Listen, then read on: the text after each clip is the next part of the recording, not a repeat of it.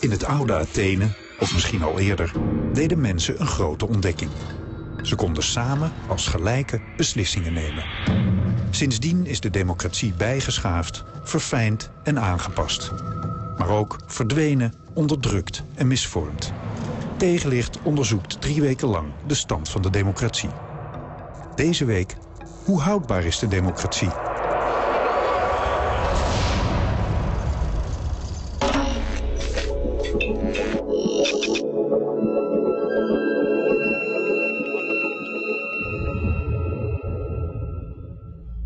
I think that we are living, as Dickens would say, in the best of times and the worst of times. There are many innovative things happening in the field of democracy. If you visit South Africa, if you visit India. But there are also terrible things going on. These are the worst of times. There are growing numbers of unsolved problems that threaten democracy, its spirit. It's as if there are emerging bundles of problems for which democrats and democratic institutions have no solutions.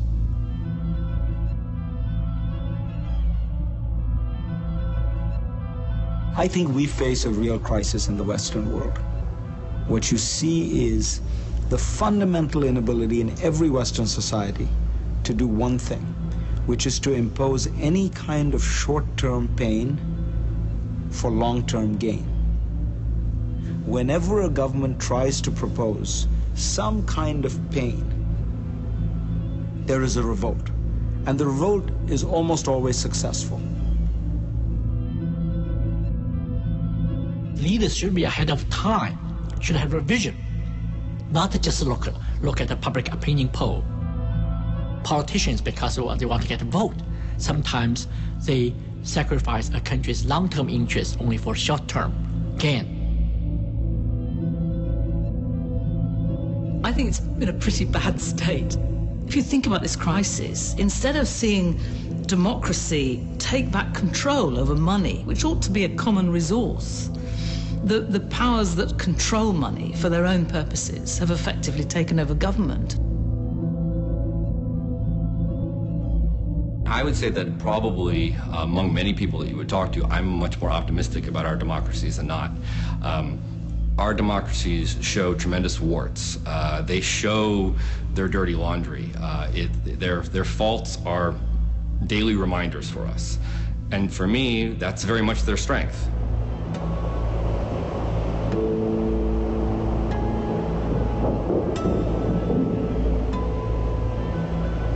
Over 4 weken beleven we weer het feest van de democratie. Maar hoe leuk is dat feestje eigenlijk nog? Zijn we nog wel in staat om nieuw leven in ons politieke systeem te blazen? Of zijn we getuigen van de laatste stuiptrekkingen op weg naar een nieuw tijdperk na de democratie? In dat laatste geval is de grote vraag hoe die nieuwe tijd eruit zou kunnen zien. En welke invloed de opnieuw ontwakende reus van het oosten op dit proces heeft. Komt hij onze kant op? Of wijst hij ons de weg in dat landschap na de democratie?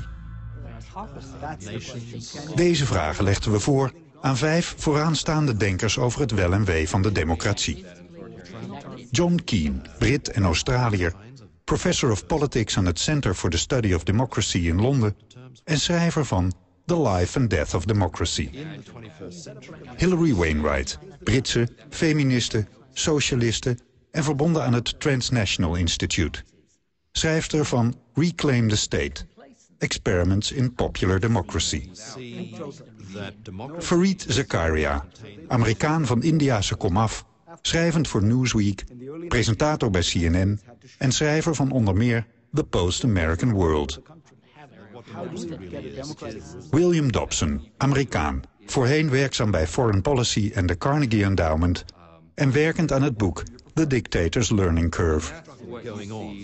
En Cheng Li, Amerikaan van Chinese afkomst, fellow aan het Brookings Institution in Washington en samensteller van China's Changing Political Landscape, Prospects for Democracy. We beginnen met de historicus en een fijne essentiële binnenkomer. Is democratie een historische noodzakelijkheid? The history of democracy is full of examples of thinkers, of figures that have supposed that democracy has some kind of historical inevitability. Beginning, for example, in the Athenian assembly, where you will see from the speeches and from the plays and the poems a deep-seated belief among its male citizens that Athenian democracy was inevitable, that the gods had blessed Democratie, that this explained why Athens had come to be the imperial power in the Greek world, and why its future was assured. Sun Yat-sen, in famous lectures in the 1920s in China, preached the view to many thousands of people who gathered to hear these public lectures that democracy has several historical phases.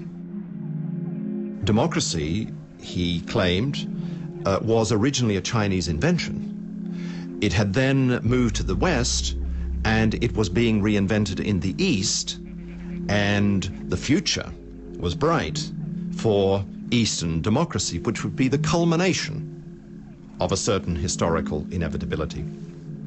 And final example, in our times, it was Francis Fukuyama, who famously, in the spring of 1989, wrote the essay at the right time, which effectively proposed that there was no intellectual alternative to so-called American-style liberal democracy.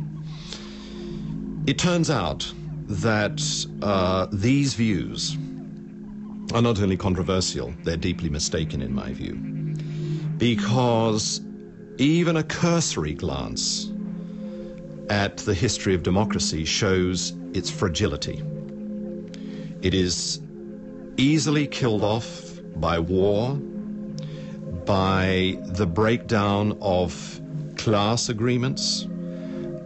It is destroyed by pauperization, elite panic. The panic of elites can destroy, as happened in Weimar, for example, can destroy democracy.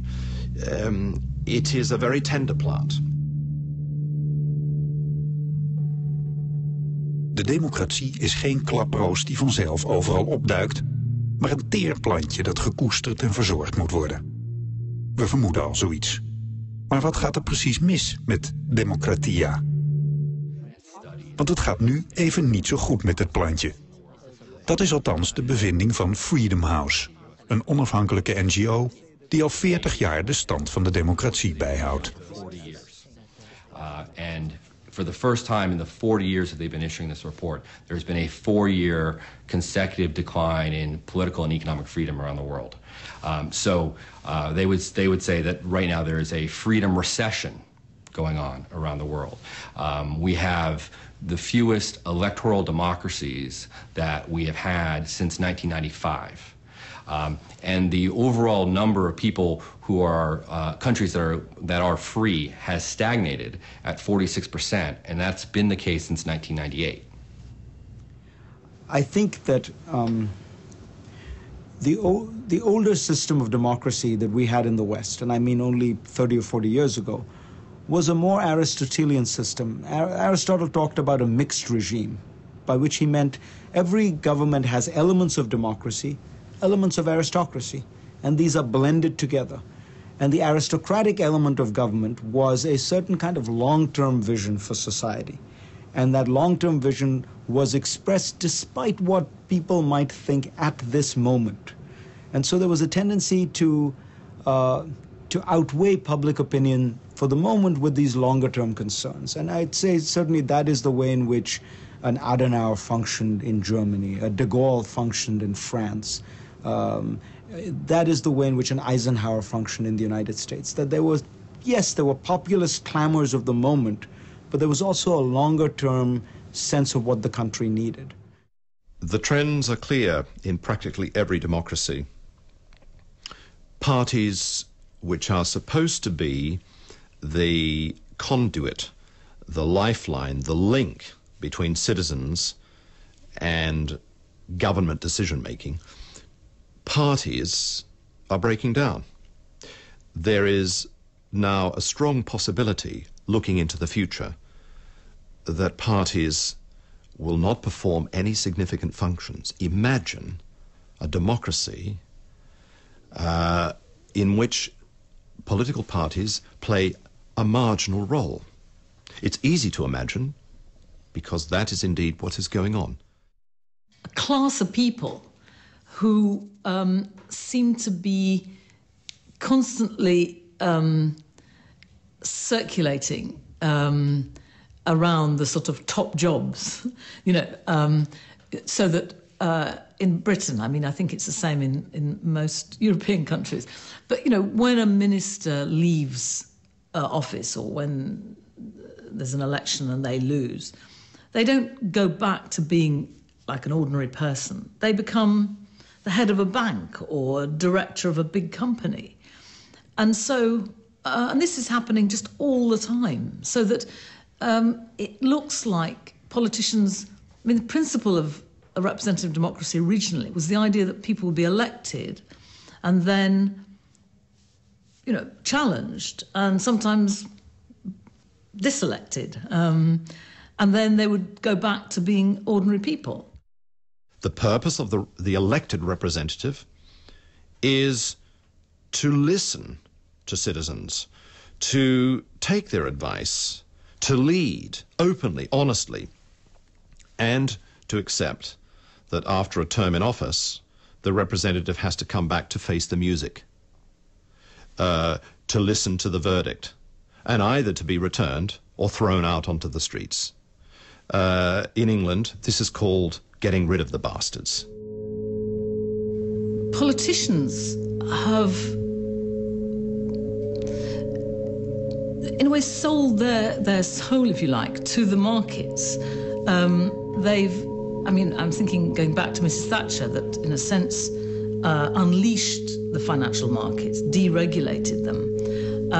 And I think, you know, she has this phrase, get the government off the back of the people. But actually, what she did was to get the people off the back of government and allow the markets to control government. So I think the institutional flaws are to do with the breaking of the connections between the people and government, so that in a way government is now just miles away from the people, and so easily grabbed by private interests. Parties' policies are typically dictated from above by their leaders. In many cases, they are on the margins of criminality because how they are funded is not easily resolved, and it typically involves, not only in Britain, not only in the United States, but in many other democracies, it involves going to the very rich and powerful for money that is then laundered through the party in order to carry out election campaigns. There is a strong feeling among electorates that parties fudge issues, that they say one thing, they do another, or that when there is a large parties vying for the center ground, they become indistinguishable. The interesting question is, for large numbers of people, why political parties? What do they actually do for us, except try to manipulate our votes, except to try to get us out to vote in a system where there is not compulsory voting? And there is a serious identity crisis, I think, which is breaking out, and that's very serious for the future of democracy, because one of the linchpins, one of the central nervous systems of democracy in our times is open, clean, fair elections in which different viewpoints battle it out. That's why parties are functionally necessary. Of course, the role of money in politics is corrupting in some ways. But the bigger problem is the way in which special interests can organize themselves against all possible efforts to in some way take benefits away from them. Because that means the whole system gets paralyzed. And these special interests are sometimes big business, but sometimes they are retirees. Sometimes they are unions. The problem is that all of them have the power, so nothing ever gets done. Because on any change in policy, someone is going to be negatively affected. And those people can organize themselves, and they care much more about this issue than society at large. So they will hammer the system and batter it in because the system is increasingly open.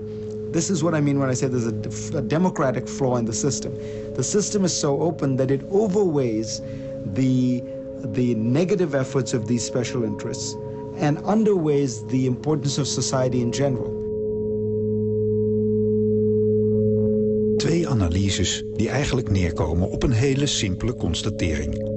We hebben te veel democratie of we hebben er juist te weinig van. Laten we met die vraag in ons achterhoofd eens uitzoomen. Hoe gaat het met het project dat eind vorige eeuw zo voortvarend van start leek te gaan? De verspreiding van de democratie over de rest van de wereld. So far, you would have to say that there is a trend towards ever more democracy. And certainly in the Western world, there has been a trend towards ever more democracy. The simple numbers are clear. In 1900, democracy was something that was practiced in a small handful of countries that were nestled around the North Atlantic. You know, Western Europe, really Northwestern Europe and the United States and Canada. Today, you have, I don't remember the exact number, but it's about 100 countries that have democratic systems that would be considered reasonably legitimate. Will it go on forever? That is, I think, the crucial question. Right now is a particularly, I would say, in the grand scheme of things, now is not a particularly strong moment for democracy. There are a lot of reasons for that. It's democracies that have been particularly hurt by a global economic recession.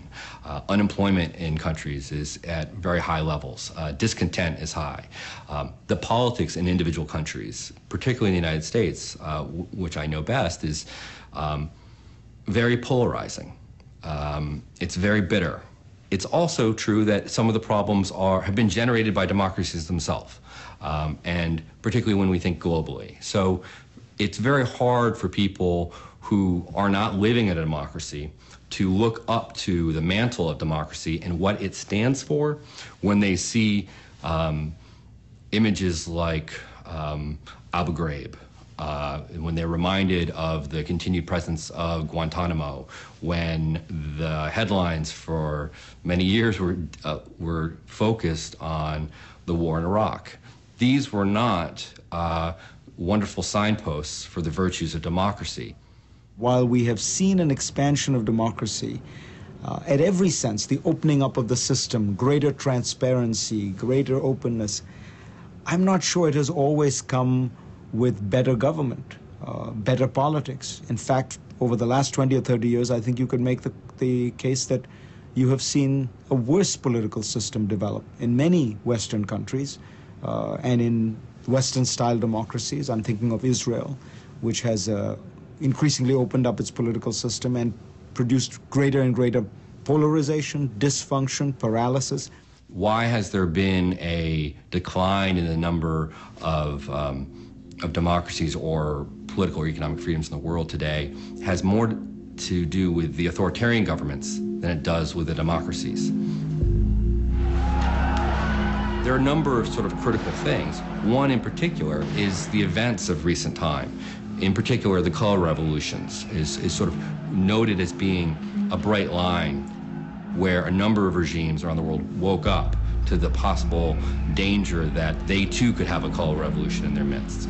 And so you see from that moment in time, these regimes becoming much more active and aggressive in making sure that they don't go the way of Ukraine, Serbia, or Georgia.